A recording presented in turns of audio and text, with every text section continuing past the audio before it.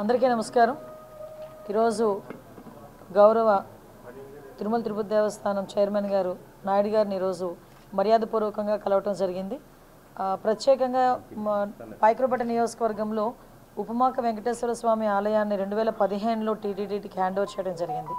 టీటీడీకి hand over చేసిన తర్వాత సుమారుగా అక్కడ కొన్ని కార్యక్రమాలకు ఒక గౌరవ సీఎం గారు చంద్రబాబు నాయుడు గారు కూడా అప్పుడు సీఎం హోదాలో ఆ రోజు ఉపమాక వెంకన్న స్వామిని దర్శనం చేసుకుని ఆ చుట్టుపక్కల ప్రాంతాన్ని ఎలాగైనా అభివృద్ధి చేయాలి అనే ఉద్దేశంతో అక్కడ ల్యాండ్ ఎక్వైర్ చేయడం దగ్గర నుంచి ఒక మాస్టర్ ప్లాన్ తయారు చేసి టీటీడీకి హ్యాండ్ ఓవర్ చేసి అక్కడ టెంపుల్ని బాగా అభివృద్ధి చేయాలి అని ఆ రోజు సంకల్పించుకొని ఆ రోజు ఒక మాస్టర్ ప్లాన్ కూడా రెడీ చేసుకున్నాం ఆ రోజు.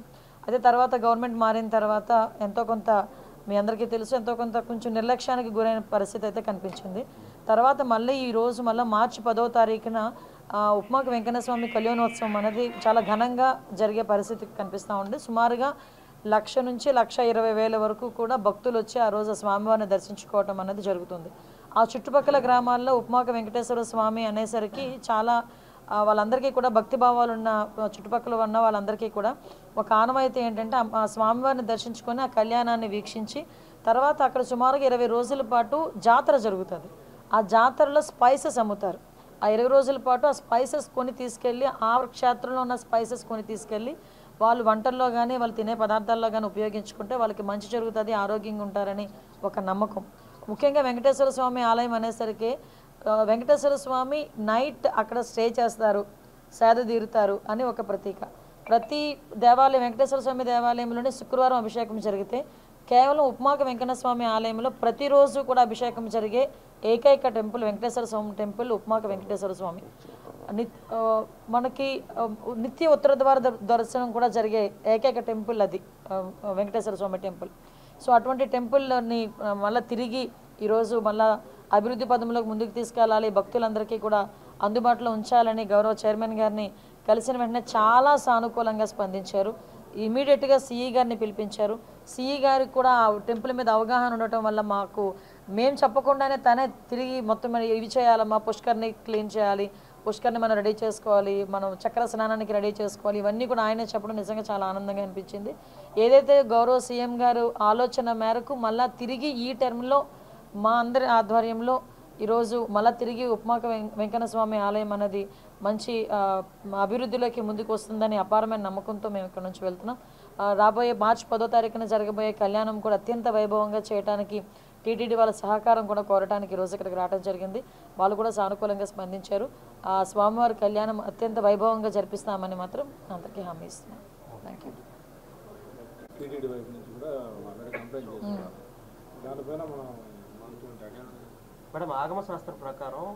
ఐడియా ఉంది నాకు. ఆగమ శాస్త్రం ప్రకారం టెంపుల్ పైన ఫ్లై అవ్వకూడదు. యాక్చువల్గా లాస్ట్ టైం కూడా మా దృష్టికి వచ్చింది ఈ విషయాన్ని. మేము కంప్లీట్గా దాని మీద ఒకసారి ఎంక్వైరీ కూడా వేయమని చెప్పాము. దాని మీద రిపోర్ట్ వచ్చిన తర్వాత అటువంటి పరిస్థితులు రాకుండా చూసుకునే బాధ్యత కూడా మేము తీసుకుంటాం. ఇబ్బంది ఏమీ లేదు.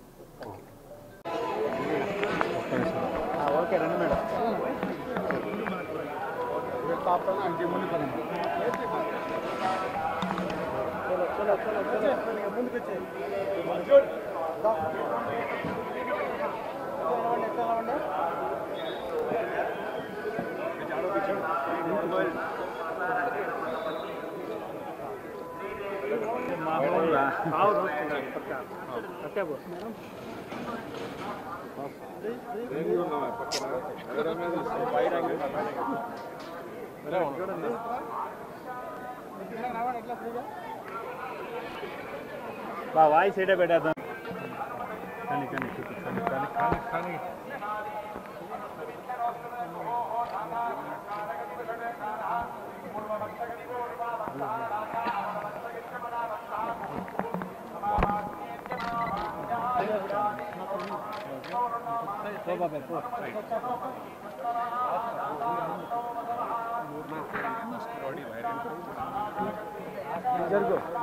అటైనా జరుగు ఎట్టైనా జరుగు. చలా ఉబరా బాబు గారు గుర్తించడం లేదు. వైసీపీ వారు గుర్తిస్తున్నారు సార్. పార్టీ నేను రాజకీయం మాట్లాడుతున్నాను, చెప్తున్నా కష్టాన్ని.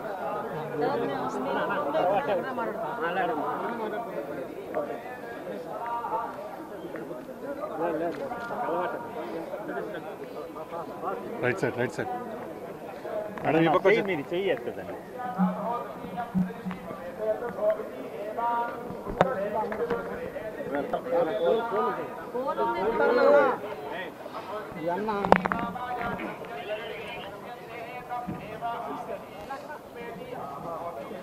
కిరణ్ కొద్దిగా